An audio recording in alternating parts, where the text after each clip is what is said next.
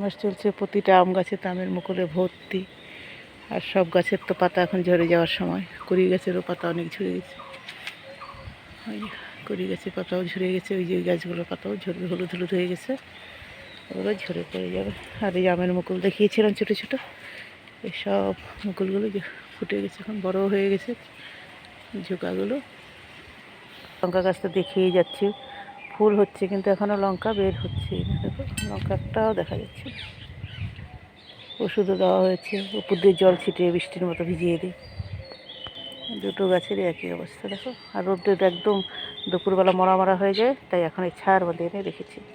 আর উপর দিয়ে এখনই জল ছিটিয়ে দিয়ে যাবো, তাহলে গাছটা যদি একটু ঠিক থাকে। সাদা লঙ্কার আরেকটা নতুন গাছ এই যে হচ্ছে, এটা ফুল আসছে, সেখানে কী যে হয়,